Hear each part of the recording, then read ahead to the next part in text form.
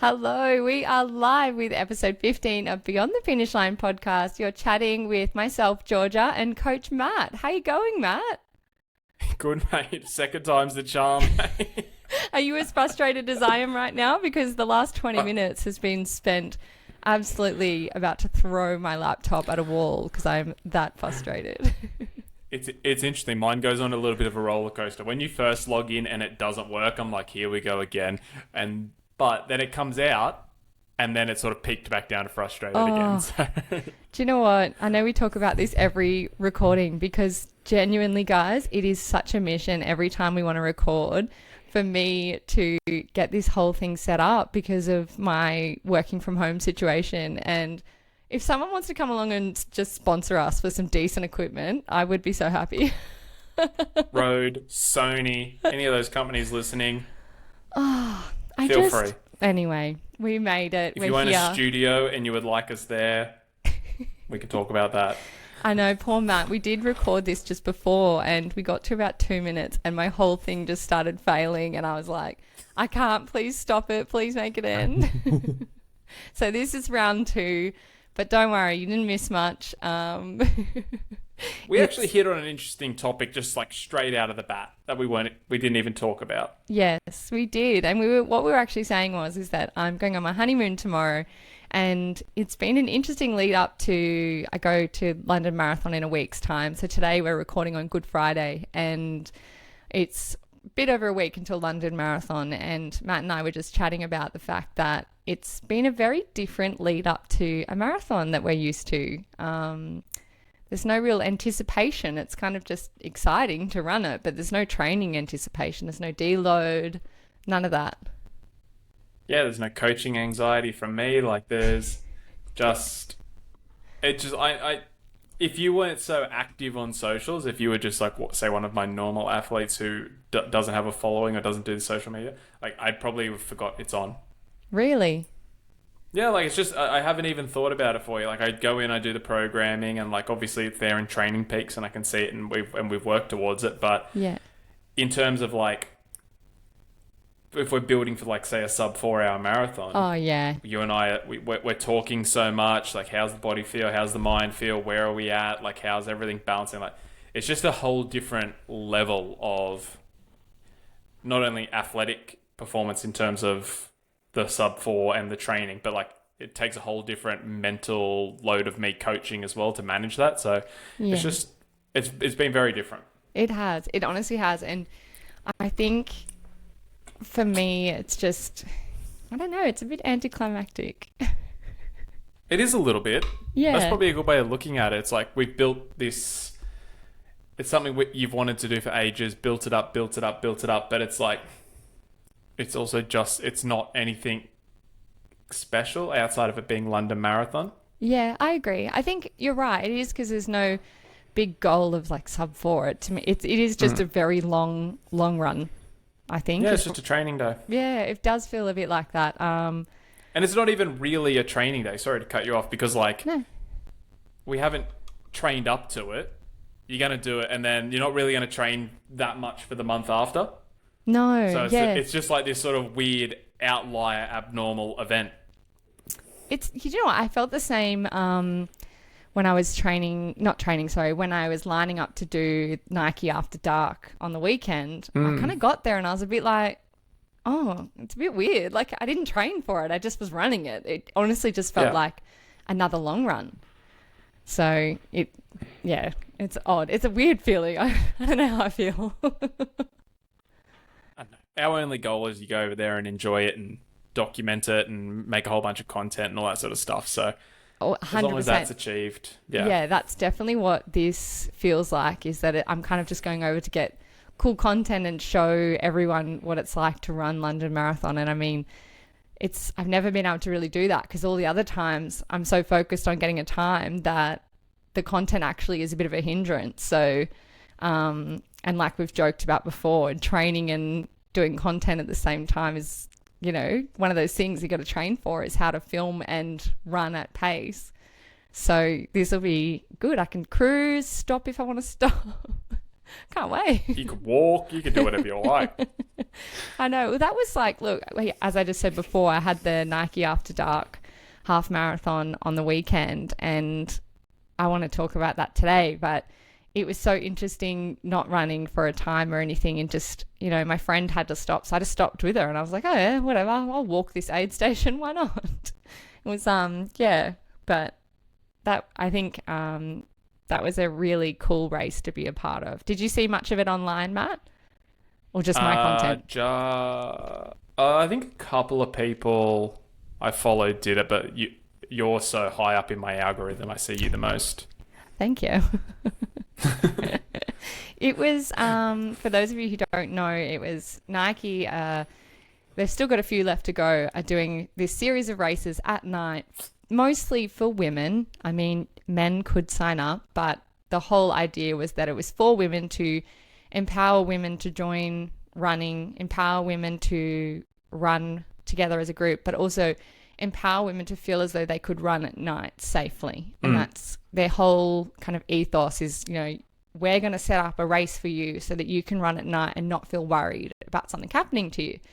And so it was such an interesting race to be a part of. It honestly felt like a movement, and everyone was there to support everyone. All the girls were just, you know, as you're running past people, they're like, yeah, the girls, like, go the girls, all this kind of stuff. And I finished the race with just so much, I don't know, good energy. It felt so amazing. It was a really cool thing to be a part of. And it was cool to see all the guys on the sideline cheering on their partners or their friends. And yeah, it was really, really nice. It was nice to run and just have fun and be silly and get content and do all that kind of stuff. So yeah, I really applaud Nike for doing something like this. I think there were some guys that were pretty disappointed that they didn't get to be a part of it, but to that I'm a bit like, well, sucked in. I can't run at night. You can't run this half marathon.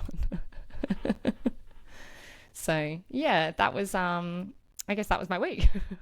You didn't ask me, but you're gonna get it. Didn't let me hang you out to dry. No, you guys, Matt asked you in our Instagram last week, should he keep annoying me? And you guys all said yes, which is so upsetting. So now I'm not giving you the opportunity. They like crunchy peanut butter. They like dead air. They're good people. Our listeners are good people, Georgia. Don't try and push this agenda on them. All I'm getting out of this is that you all love Matt, and I'm the side piece in this podcast now. When we first... for newer listeners, you probably won't remember this, but when we first recorded the podcast, episode 1 or 2, maybe 3, I put out on socials, I was like, is it George's podcast? And I just happened to show up, and it was like 98% yes. But as we've gone through, as we've become a top 1% podcast, I am slowly wearing down the audience. It's a marathon, not a sprint, Georgia. You went out super hot, everyone was loving you, and now... the autistic ADHD coach is just wearing everyone down. You really are wearing them all down. And do you know what? All of the beautiful comments we get, people message in saying, thanks so much. I love the podcast. Matt, I love everything you say. And Matt this and Matt that. I'm like, cool, guys. What am I over here? I bring not even the banter. I can't even say I bring the banter because you bring the banter. I think we just work well together, Georgia. That's how it is, mate. We do. Oil and not oil and water. What's the saying? We are a bit like oil and water, though. We gel well together. I don't know what you would call that, but anyway, we do work well together. Who would have thought a year ago that this is where we'd be? Yeah, yeah. It's funny. I was just talking to an athlete I've had for getting close to a year now. He's getting ready to do his first Ironman, and he's turned into a really, really good mate, like a good friend. Like we hang out outside of stuff. We're having a coffee this morning, and he was like, what do you reckon about training me to be a coach? And I was like, oh, we do need to bring a coach onto the into the performance project. And I was like, yeah, let's think about it. And I was like, go back a year, like that never would have been a conversation. And like same with you and I, when we started working together, if I had said, let's do a podcast, you'd have been like, what? No, not interested. Do you know what? I think I wouldn't have been interested because I wouldn't have believed in myself to be able to talk this long about something. I think I would have probably been like, you've got so much to say because you're the coach and you've got so much knowledge. But I would have had a bit of imposter syndrome being like, I don't think I have anything to bring to the table. Whereas now, as much as I do say, and I joke that, you know, you are the main part of this podcast, I do feel like I bring a lot to the table, and it takes a bit to give yourself that kind of confidence to feel like, you know what, I'm a part of this. This is 50-50. And I do feel like, you know, our listeners get a lot out of my perspective as well. I guess. Well, I think the difference between you and I is, I talk about it. Yes, so sometimes I talk about it from a learned experience where I have done the event or done the whatever, but I talk about it from a research background. You strictly talk about it, and I always have this in the back of my head in case you kind of wander off a little bit, where I haven't had to pull you in once. You just talk about it from, this is what I do, this is what worked for me, and we always put a caveat in like, hey, this is sort of some parameters to keep in mind. So I think that's where your real value is it's the same thing you do with your content. You don't say this is the way to do it. Like sometimes I will say that based on research, but you will go, this is what I do and this is what worked for me or did not work for me. And I think that's really, really important. That's an important part of you. It's like, it's all well and good I say what's in the textbook, then you say real world experience. Yeah. And like just touching on what you said with the content side, unless it's something trivial, like I did a video on tying your shoelaces, that is something that actually has helped me. But I would never be like, this is the only way to do it and this is how you get a better time, because I'm like, I don't have experience with that. So I don't want to give you false information and then get sued. Like, I'm too cautious. I don't think anyone's going to sue you for it. No, but you speak about it, you'd be like, I did this and this is what happened. Yeah. Like that's how it works. So that's our whole idea, right? Is that I come from the novice experience level and you come from the training experience and the coach's experience. Yeah, for sure. Yeah. Oh, good. How's your week been, Matt? Actually pretty good. It feels like a bit of a deload week this week. It wasn't like I still trained. It's Friday now and I'm at 16 hours for the week. So yeah, be like low 20s. I don't know. I really absorbed the last block of training really, really well. So I'm feeling really good. So it's nice before I go back into the hole. All right. I was going to say, has it been interesting going from almost being ready to complete a race and then having to jump back X amount of weeks? It's been rough. Like we're 58 days out now and the boys are this is like their last big weekend of training basically. Like they're 14 or 18 days or something out. 17 days out, excuse me. So like there's a part of me that I just wish it was over because I just want to race. But the other part of me is like, it's kind of good because you get an extra 6 weeks of training. So yeah, it has been tough. Yeah, right. I see what you mean. But yeah, I guess this is just kind of the shit that happens, right? Adversity is a privilege, mate. Yeah, definitely. But yeah, okay. Anything else to report on? No, performance projects crushing it, which is really good. Yeah, how's all your athletes going? Any exciting things happening with them? Anyone got any big goals coming up? We got 4 first-time Ironmen at Ironman Australia. That's in 2 weeks. Yep. Bronwyn on the weekend at Canberra Marathon ran a 20-minute PR in the half marathon, which was wild. And then Meg's getting ready. She's going to crush a PR in Goulburn Marathon. And then all of our Hoka half athletes are chomping at the bit. I reckon we are going to have a universal, everyone is going to crush, like PRs for everyone who gets on the start line, nearly guaranteed. That's such a fun race too. And there's always a really good support crowd. So they're going to have so much fun. Yeah. I think we're going to have some really, really fast times. I reckon Elisa's going to fucking light this shit up. She doesn't even know how fit she is. It's wild. Cool. You'll have to touch back in with us when it's all done, when we jump back on in May, to see how everyone Yeah, went. it'd be a month after the race. No, it'll only be a couple of weeks because by the time I get back, I think Coke is only the week before I get back or something. Oh, okay. Yeah, Oh, yeah, but it's hard. It's hard to get the timeline in. yeah. But we were reading through all of your submissions, guys, on episodes that you were wanting from us. I put a poll out on our Instagram, and we've had some amazing submissions. So we've popped those in our kind of calendar for recording, and we'll do a big bumper episode on London Marathon and my experience with London Marathon, what to expect, all that kind of stuff. And then we'll also do one for Matt's Ironman as well after he's completed that. So in under 10 hours. Let's put that out there. 9:47, putting it out there. Okay, love it. I'm all for the positive affirmations on that. So yeah, we'll get all that sorted for you guys. Can't wait. But today, Matt and I are having an interesting conversation. And do you want to tell everyone what you were talking to me about? What we're going to talk about today? Actually, just before we get into it, I'm curious. Are you a big visualizer, Georgia? Yes. Can you Okay, tell? So, well, I thought you might be. I know we've probably spoken about this like once or twice briefly. That's all right. But, Yeah. And this is just sort of going back to what you said about changing races. It was really interesting, and I spoke to Dave about this, one of the guys who's racing Ironman Australia. Whenever I would shut my eyes and visualize Ironman Australia, I know the course back to front, I know the finish line, I know everything. I know it as well as you know Sydney Marathon course. Yes. Whenever I shut my eyes, I never saw a time under 9. Like I would always see 10:07, 10:15, 10:32, like just random times that had a 10 in it. Okay. And I said it to him and I was like, fuck man, I don't know what's going on. And he was like, I don't know. He didn't really have any advice for me, but he just sort of said, try and keep it out of your head. And then the minute I got deferred to Cairns and shut my eyes, I've only seen 9 in front of it. It's That's just been so interesting. without changing, without actively thinking about it, without changing anything, like not trying to visualize. I just sit there and like I visualize the course. I've done it a few times. I know it.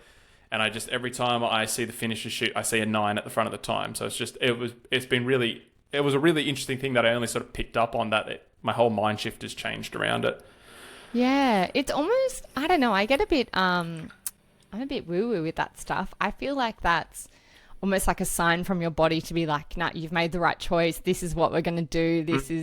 I agree. Yeah, I fully believe in that sort of stuff. It's like with my first marathon, I didn't even know I was going to be able to complete a marathon. And I always visualized myself running through the finish line. And I think, yeah, big visualization person. I love that stuff. So I think you got it. I fully believe. I think for a while there I was like, oh God, I hope he doesn't like hurt himself and stuff. And broke my heart last year watching that you didn't get it. But I really have confidence this year. I can see you finishing as well with that 9 in front of it.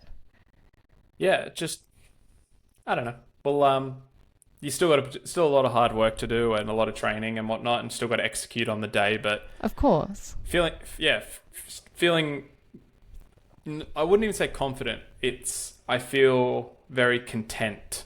I'm just like, I know when I get on the start line, like it's going to be fine, which is a nice feeling to have. That is nice. I'm so glad, because I know you were a bit like, oh, what do I do? Do I defer? Do I not? Yeah. Well, I haven't raced an Ironman in a year. It'll be my last full one was Cairns, which was last year. Yeah. So exciting. Yeah. Yeah.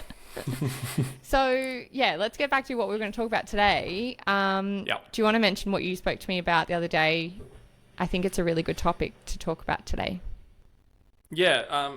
Georgia and I were sort of like spitballing ideas to talk about, and you guys know that I think a little bit deeper about some topics than a lot of people do, and I've had ideas for episodes, and I've probably not put them forward because I thought they were a little bit too deep for the podcast, because it's not as lighthearted. Bit heavy. It's not as some lighthearted. Of them. Yeah, some of them are for sure. And I get that. Like I understand. Like not every idea you have should be a piece of content. But I just chucked a couple of ideas out, and George was like, I think you loved 2 or 3 or 3 of the 3. I can't remember. But I'm pretty sure I liked all of them. Yeah. I was like, Uh, one of them was a little bit heavy, and I was just like, let's try and reword that a bit better. yeah. And the one that we landed on was sacrifice in sport, like the sacrifices you're willing to make to achieve your goals, and how we think, or how at least I've seen in coaching, how many people are not willing, or not even not willing, don't understand the sacrifices you need to make to achieve certain goals. Yeah. And I think going off the back of that episode we did a couple of weeks ago on your personal schedule, do you think, I think you make some of the biggest sacrifices I've ever seen. I do, and I've thought about this a bit because I was surprised. You also messaged me saying how many people reached out to you saying like that's fucking wild. In a nice way. Don't get me wrong. Yeah, I get it. Yeah, None didn't of them take were. Yeah, good. offense to it. Sorry, none of them were I people knew being it rude. would be. I knew people would hear it and go, "Well, like that's out there." Right.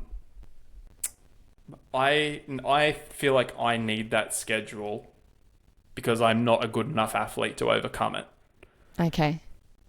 I need to optimize everything outside of training to the best of my ability to overcome my inadequacies as an athlete.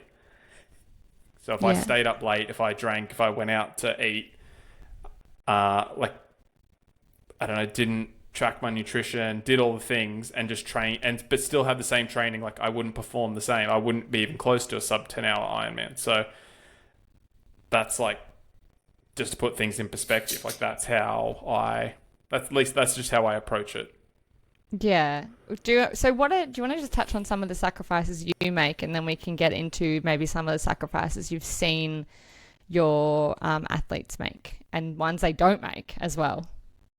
Yeah, so I guess the big one for me is like sleep routine. Like that sort of sets everything up. I am in bed at 8 o'clock and 100% of the time asleep by 9, but like normally 8:30, and then up at 3:50 every morning. Like that's just that structure sets up my day.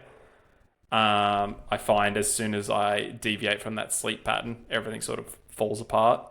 I track my nutrition pretty religiously, like because for at least in triathlon, a power to weight ratio is very, very important in terms of like we have to move weight on the bike, and because it's non-weight bearing, like obviously the less weight you have on the bike, the better. Supplementation, hydration, like everything sort of like sleep is just the core factor of it. Like I need to keep that sleep routine. Like I don't go out late because it will mess up my sleep. I don't eat close to bed because it'll mess up my sleep. I don't train late at night because it'll mess up my sleep. Like that's everything just rolls around sleep. Right. How long do you, like, from when you eat to when you go to bed? I normally eat like between 6 and 6:30, so not like, It's like only a 2 couple hours. hours. Okay. Yeah. I was just trying to mentally be like, do I do that? But no, I don't. I probably eat a little bit later, but I go to bed later. But I don't get up as early as you. So I think we probably have a very similar amount of sleep, but you just choose to get up earlier. Yeah, I mean, it's just more beneficial for my lifestyle like that. Like there's no issue like switching it around. Like if you got up at 8 o'clock in the morning and you stayed up to, I don't know, like midnight, like that's fine. That's just your schedule. Like depends on your work or whatever. Like if you start work if you're a chef and you start work at 12 o'clock and you work till 10 o'clock at night, like that's just that's life, you know? Yeah, for sure. My life is I get up early and train. Yeah. And I think, as you said, it's just life. So you have to work out what sacrifices you need to make, but that ones that also fit in with your life and your schedule and things like that. It's something I say to everyone who joins the Performance Project is our goal is to make training fit your life, not your life fit training. Yeah. And it is tricky to find that balance between what kinds of things you should be sacrificing and other things that you don't actually have to sacrifice, that you might feel like you need to sacrifice, but it's really not that necessary. And as you said, it's fitting your training into your current life and your current routine, just finding ways to make it work. For sure. And I have this might be a little bit dark for people, but I believe, at least for me, that I need to tick every box I can, because if I don't get the right sleep, if I don't do the nutrition, if I skip a training session, if I say I'm going to run 10 kilometers and I run 9, at kilometer 35 of the marathon, when everything hurts and all I want to do is walk, I know there's a door to let the demons in, and the demons will slow me down. They'll make me want to walk, and that voice just gets louder and louder and louder. We spoke about it the other week about that internal battle that people have during endurance training. I think if everything isn't ironclad in training, there is a door to let the demons in that will tell me when things get hard, when things are a little bit too difficult, I will quit, and I can't allow that to happen. Is it certain things that, like, say if it's one night of sleep, you're kind of like, okay, that's not gonna throw everything out the window, or is it if one thing isn't going right that really affects you? Like, does it have to be a few things until it really affects you? It depends on the weight of the thing. Like, one night of sleep won't worry me, but if it was, say, a key bike workout and I stopped an hour early, just as an example, yeah, I would not be able to shake. I would have to go and do the session the very next day. I'd have to get it done. Like, yeah. I was going to say, would you then do a back-to-back if you miss a session and it's a key one? Would you then go, okay, well, I've got to fit that session in the next day, even if I do have another session that afternoon? Yeah, I just have to make it work. Yeah. Do you find, just since our last conversation about your personal schedule, do you find that it affects you in other aspects of your life, your training, or do your kind of family and friends understand that that's just who you are? They definitely understand this is who I am. Yeah. Because I am... some people love this, some people hate this about me. Like, you always sort of know where you stand. So I'm very just straight down the middle. Like, if I can't do something, I'm like, no, I'm not doing that. That is not advantageous to my goals. Right. And people, it's not like, oh, maybe I'll think about it. Like, oh, I've got a big train day. It's like, just no, straight up. You've gotten used to saying no, and you know how to say no. Yeah, and I at least the people who I care about, like, they really respect that. And they know if I say no, it's for a good reason. They know if I say maybe, it is a genuine maybe, and they will always play second fiddle if I'm in prep. Like, yeah. That's just... Like, I've spent a long time setting the expectation inside of my friends and family group. Yeah. So, yeah. I think personally for myself, I don't struggle to say no. I can say no, definitely. I think I do. Where I struggle is during a training block, I feel guilty that I have to keep saying no. So if friends want to catch up or they want to go do something, or, it's something that's going to be late at night, and I'm like, well, that's not really going to work for me. But then I get a bit guilty, and then I probably would give in. Whereas I need to be more like you and be stronger in saying, no, actually, that's really not going to work for me. If you want to hang out, I need to do it before 8 p.m. You know what I mean? Yeah. It can be tough when you're someone like me who's like such a people pleaser to really learn that it is okay for my training to take priority, and it is okay that my goals are important. And if my friends or my family or whatever it is don't understand that, then it's not their fault they don't understand it, because they've probably never done something similar. But I just have to learn to be like, no, sorry, that's really not going to work for me. Let's try another day. Yeah, I'm really big on seasons. So yeah, people know when that 100, and like, that's one of the reasons the 100-day countdown started. It wasn't just for social media. It was like, hey, this is a real, like, line in the sand for everything in my life. Yeah, it was just like 100 days down to 0. Everything is second. Nothing else matters out for, and I know people can't. I'm very, very fortunate. I'm probably as close to a professional athlete in terms of lifestyle and the ability to manipulate my lifestyle, because I don't have to go to a day job and things like that. And my day job actually is working with athletes. So I understand, super, super fortunate. But that 100 days to day 0 is my line in the sand for everyone and everything, that you will come second to training no matter what. Even in some situations, like with work, like the couple of weeks leading into the Ironman, everyone in the Performance Project knows like I'm going to be a little bit hit and miss with communication, and like I give everyone heaps, like it's one of the few things I don't like, but I have to make that sacrifice, is like, and I try and communicate it as best I can, but that's just part of it for me. Is like I can't not do it. It's a non-negotiable. Yeah, no, you've always been very upfront with that. Even last year when you had the race, you're like, hey guys, this is what's happening. I'm going to be off grid pretty much. If you do really need me, message me and I'll get back to you as soon as I can. And I think, yeah, like, we can't have you 24/7. Like, that's unrealistic. There's never been an issue. No one's ever... No, exactly.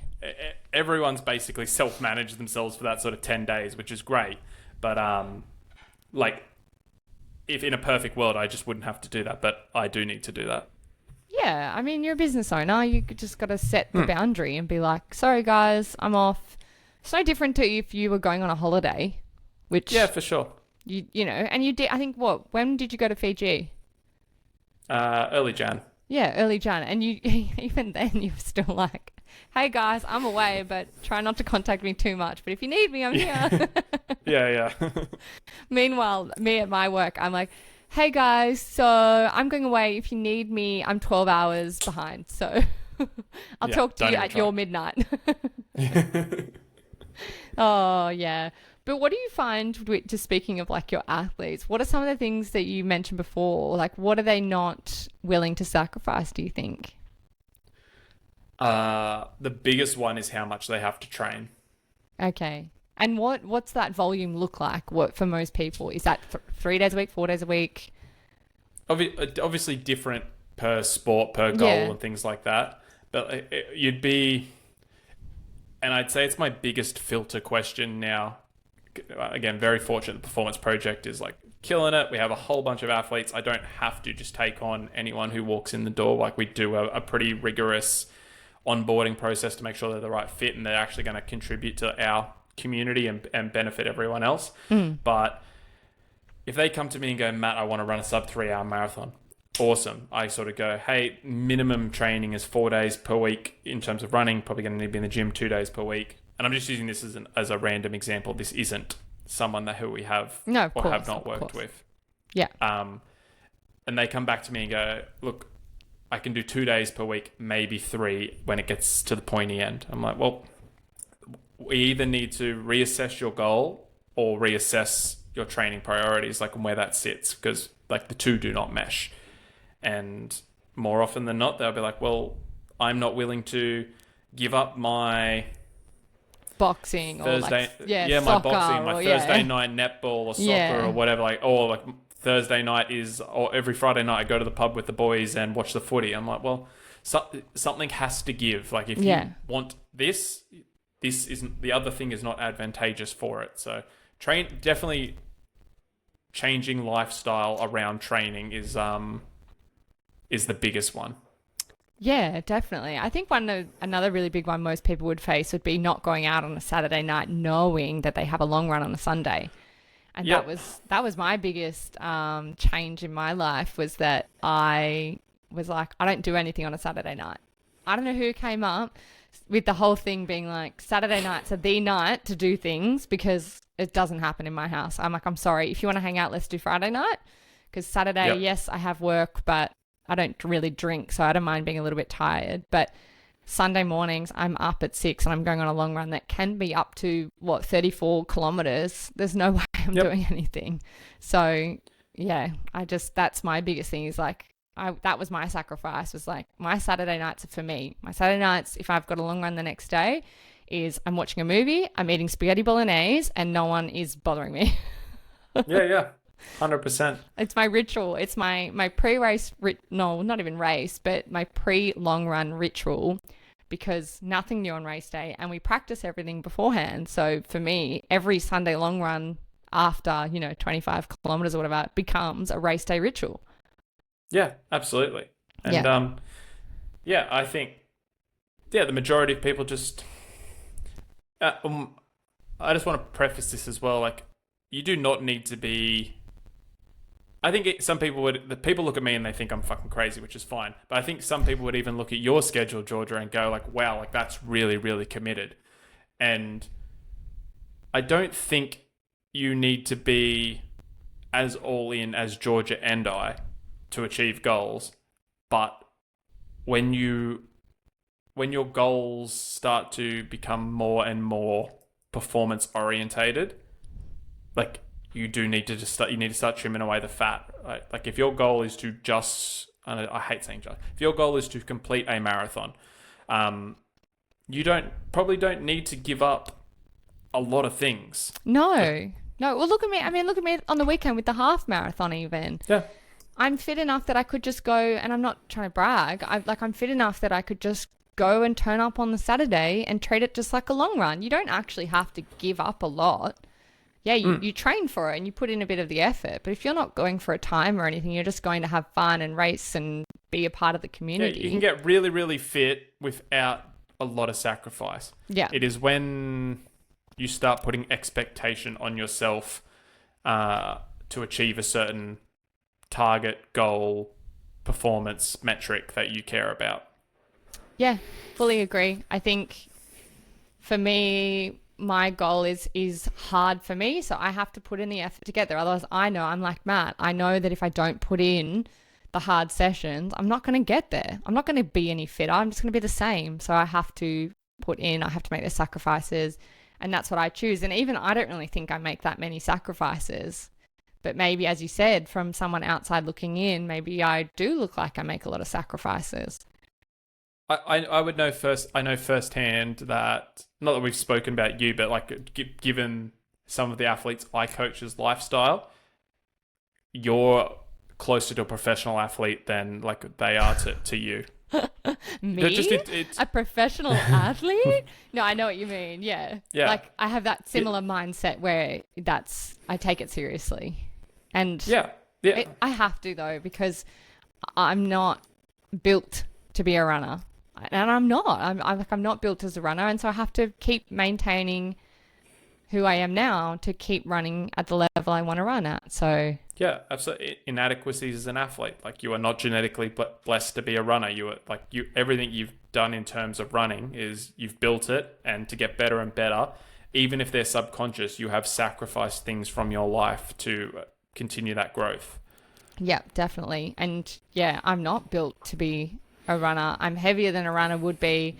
I have curves. I have thick thighs. You know what I mean? Like I've got boobs, and like that is a big thing for women. It's like you have to take those things into account, because I can't just go and run a sub 3:30 marathon, because my body's just not built for that. So I have to work towards those things, as opposed to some young girls that I know are just built like, as you've said before, like built like a whippet, and they're tiny, so they're carrying less weight, and that's fine. That's their body shape. And I'm getting on a bit of a tangent here, but this is where I get frustrated when I see women online being like, oh, I'm a slow runner. And it's like, well, your slow is someone else's really fast. So it's so relative. So yeah, anyway, that's a total tangent. No, it's fine. I think tangents are good because they're normally something you're passionate about. Yeah. I think too, whenever I see that, and I see a lot of that sort of content, like I'm really slow, or I can't do this, or whatever.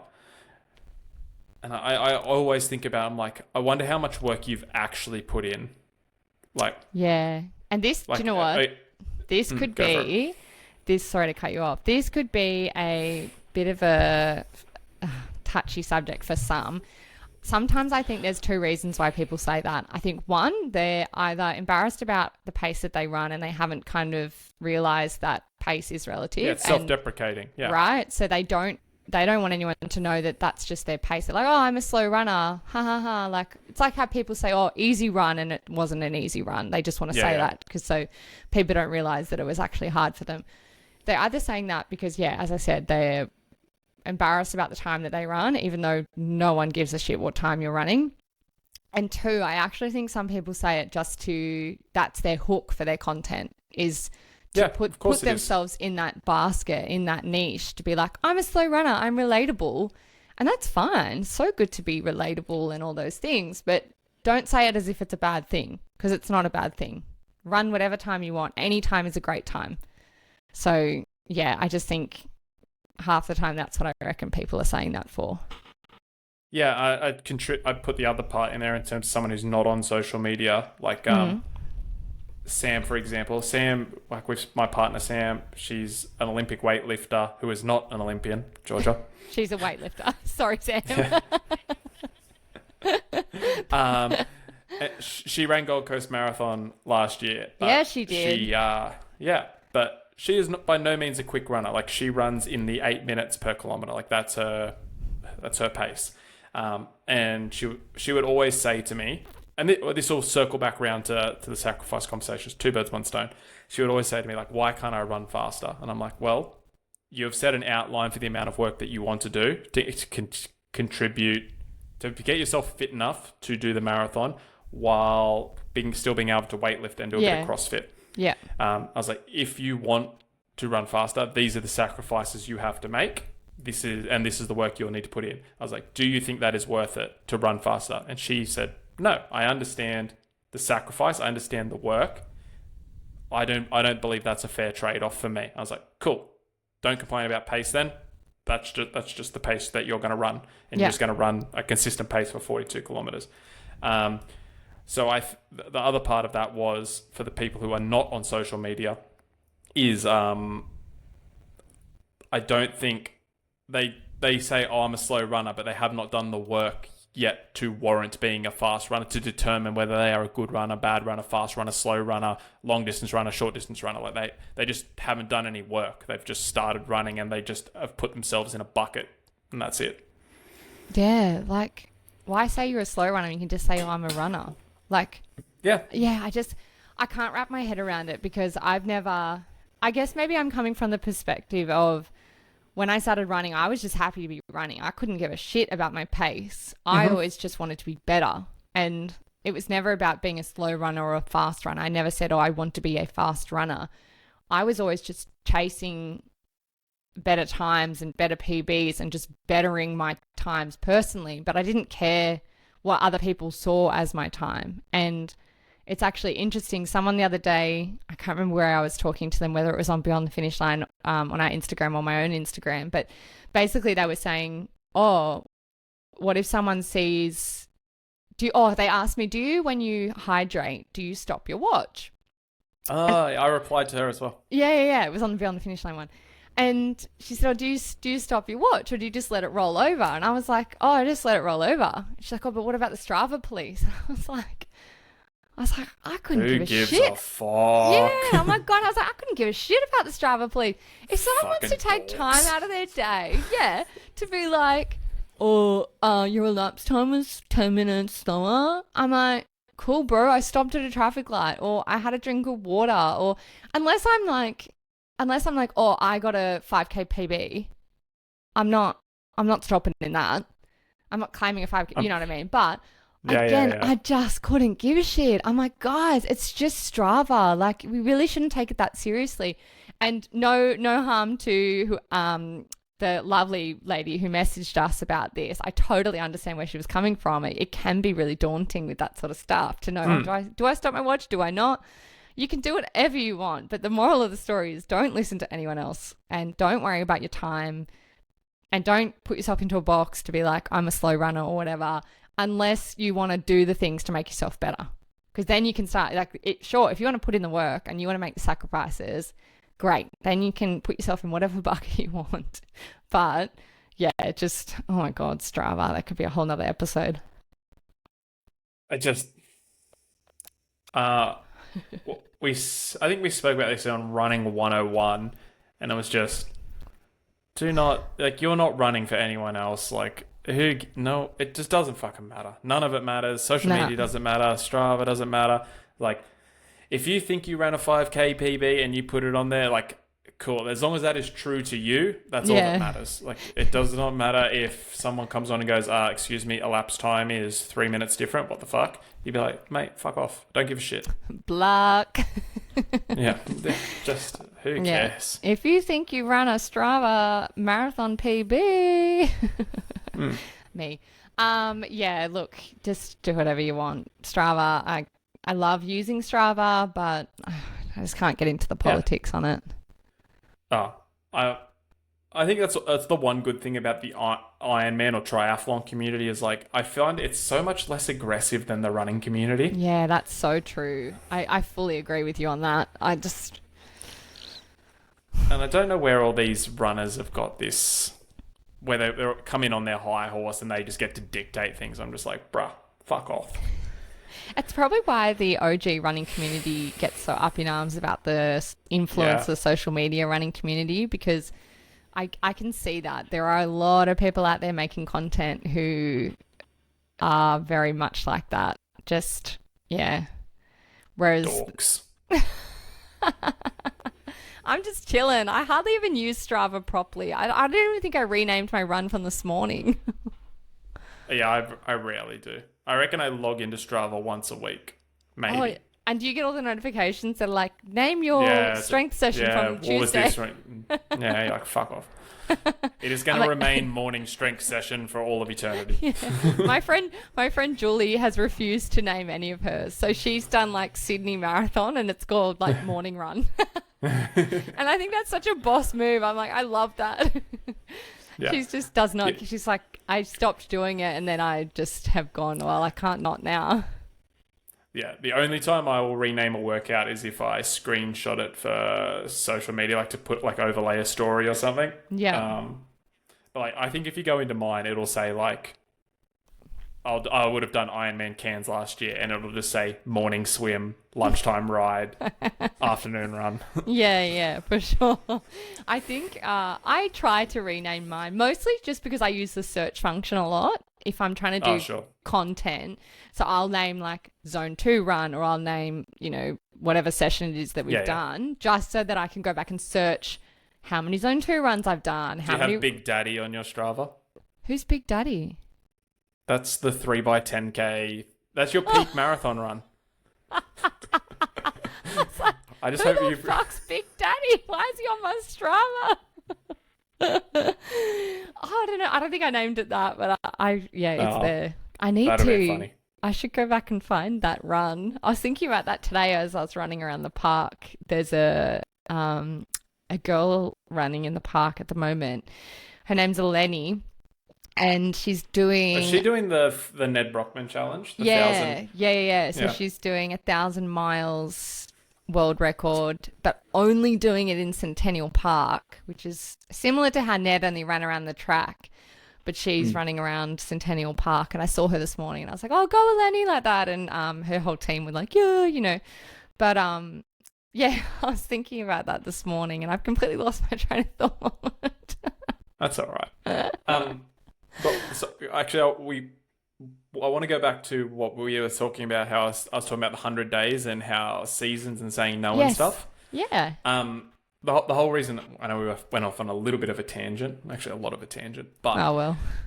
the reason I said that was because I set up seasons in my life. So after Ironman Cairns, if the boys message me and they're like, Matt, do you want to come down the pub and have a beer? It's absolutely like, yep. If as long as like I'm free, absolutely. Like Yep. it's no issue. They understand that I'm out of that season. If that makes sense. Like just because I say no prior to Ironman, like nope, don't ask me to go play golf. No, don't ask me to have a beer. Don't ask me any of that. They understand it's for a period of time and it's not forever. And I think a lot Yeah. of people struggle with that association. Like if someone comes up to you, let's just insert hypothetical friend, and they ask you 3 Saturdays in a row to have dinner. You're like, no, sorry, marathon prep. No, sorry, marathon prep. No, sorry, marathon prep. Eventually people just go, I'm just not going to ask Georgia anymore. Yeah. And that's my biggest fear, is that But- my but- friends don't want to then, but they won't. My friends are like your friends, right? They're going to go, okay, well, she's training, like whatever. Yeah, but I think most people go through that because they haven't set the standards of like what's going on. Yeah. They haven't gone, hey, up until May 4th, I've got really, really little availability. I have got really little whatever. If you want to go out for coffee or whatever, like this is sort of my availability. I can't do Sunday mornings, can't do whatever, blah, blah, blah. But after that date, whatever you want. And Yeah. I just don't think people are good at communicating it, and they do become scared that they're going to get left out of social groups. They do become scared that their friends will stop asking them. They do Yeah. become scared that. I also think people fall into the trap of, and it's a sort of a two-way street, is they think prep is their whole life, especially when they go through one or two. They're just like, oh, like, this is what I've got to do all the time. And I'm like, no, you don't. Like for some people, it's 60 days, 90 days, whatever it is Yeah. for a build. And then after that, like, go wild. You don't have to be this super strict human being.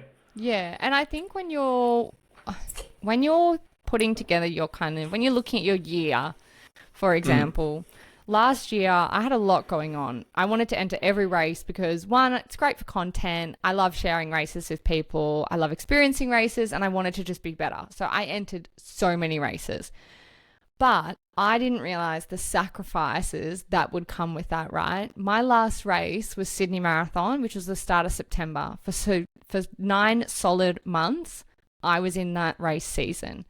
And I do think that comes with a really big toll on your social life and your friendships and things like that. And so maybe, this year when I was looking at what I was going to do for the year, I made a conscious effort to be like, I'm only signing up for Sydney Marathon.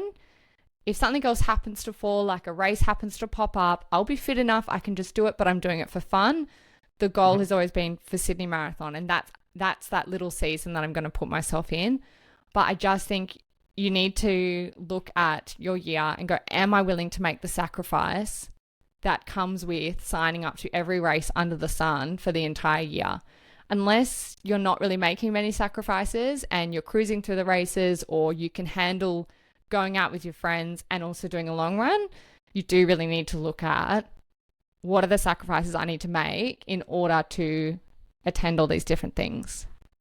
Yeah, then I think to follow on for that, I think you need to have a realistic expectation of what you can expect to achieve.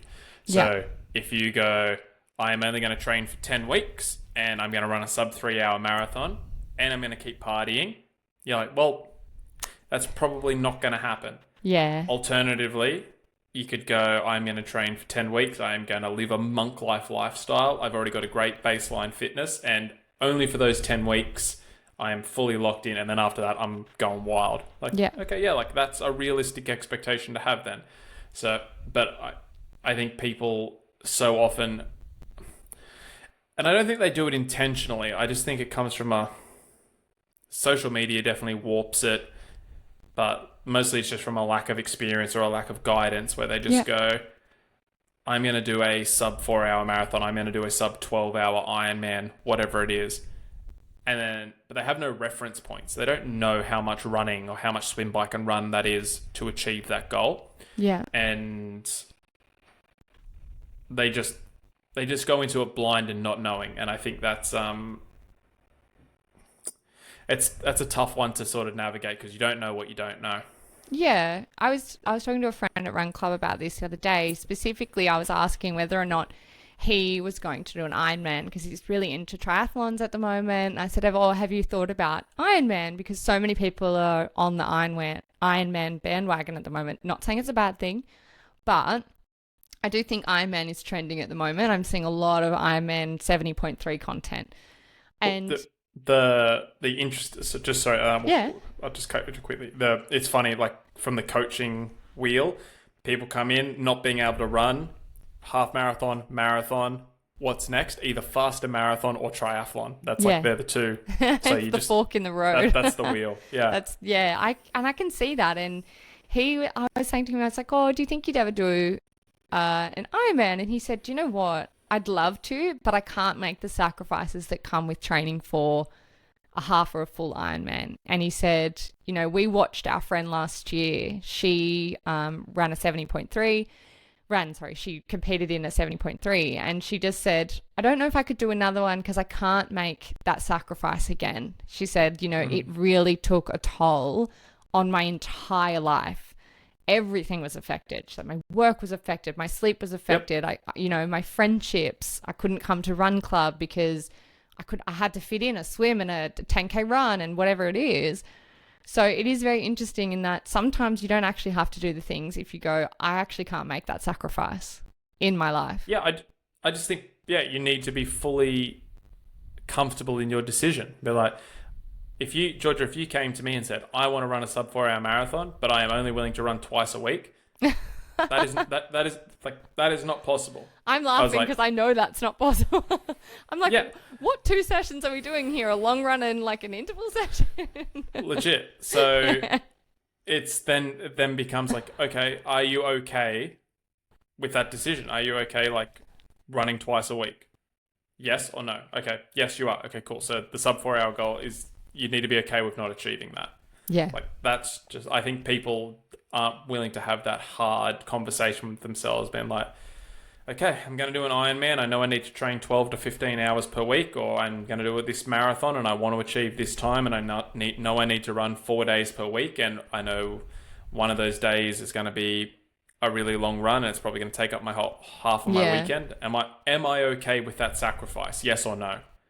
And they don't sit, even the old yellow legal pad, pros and cons, like just sitting down and working it out. Like I just don't think people realistically have that conversation or that thought process. I think they just go into it blind, and then it hits them in the face with a ton of bricks and they go, holy shit, like I did not think it was going to be this hard or this difficult, or I'd have to be this on all the time. Yeah, I know. Do you know what? I think I needed to have that conversation with myself last year training for Gold Coast and Sydney. I really should have done what I'm doing right now and gone, Sydney is my A race, Gold Coast just do for fun. Because Gold Coast then, I truly believe my exhaustion from Gold Coast, trying to get the sub 4 there, affected my performance at Sydney. And I'm not making an excuse by any means. I know I didn't get it, whatever, but if I had have just run Gold Coast like I'm about to run London just for fun, I would have made that Sydney, I would have done a way better time because I was wrecked because I couldn't make the sacrifice. I couldn't run 5 days a week. I could only do 4. Whereas if I had have gone, okay, I could cut out boxing earlier, maybe I would have done it in time. So you're right. It is all about having that conversation with yourself, being like, okay, I need the hard truth here. And the hard truth is I can't get the goal quicker. I've got to be patient and get it when it's ready.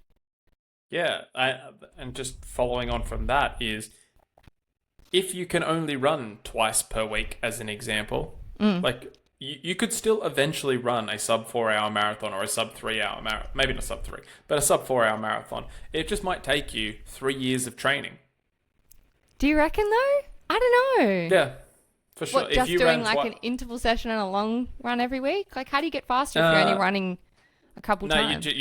You just have to, you'd have to approach it so differently to a normal marathon block. You'd have to go into it with like a 3-year mindset. You couldn't just be like, I'm going to run Sydney and see how fast I go, and then try and run Sydney again next year and see how fast I go. Right. You would have to be like, we are targeting Sydney 2028, and we are going to periodically peak for that. So it'll be it almost be like training for the Olympics, where you have a bunch of mini peaks, and then peak like on that 4-year cycle. But yeah, and I wouldn't even guarantee you'd be able to do it, but like if you came in with that approach, been like, I'm not willing to make those sacrifices, but I'm willing to make a really long time sacrifice for my goal, then like, okay, like that's a different conversation. But yeah, I think someone could do it for sure. So that's an interesting topic.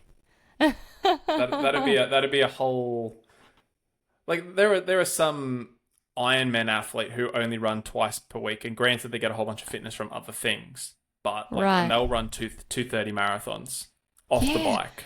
I just think, I don't know, I just feel like you'd probably plateau a bit more than you would get fitter over only, you know how you always say like you've got to swim at least a couple times a week to improve your swimming. You can't actually just maintain it really. I don't know. I get, this is probably like a good exhibition of you don't know what you don't know. So okay, yeah.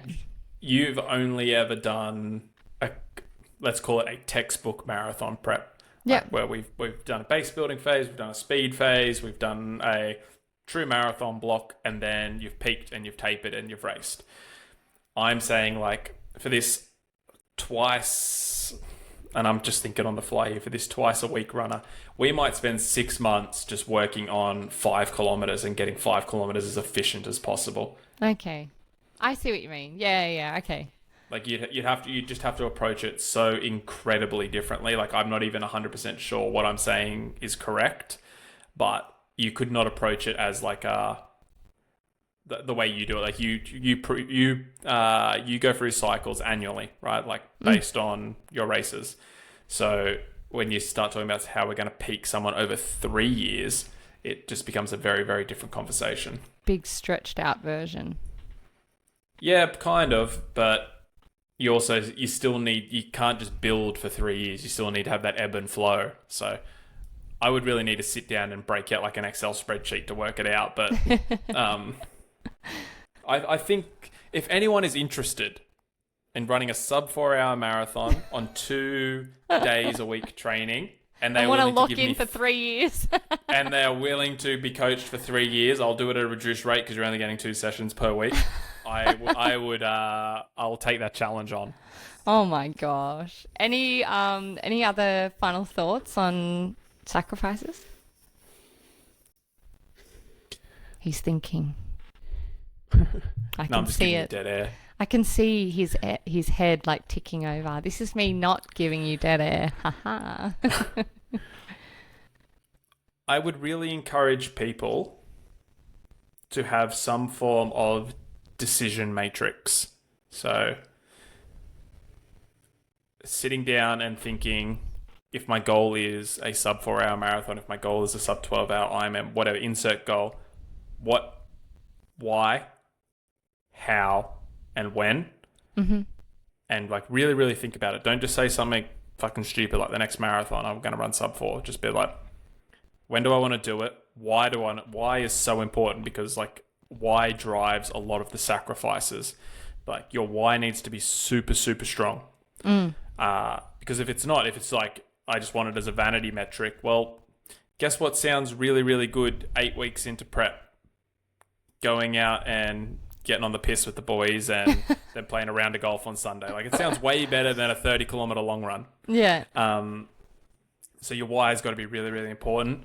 And then setting a realistic time frame.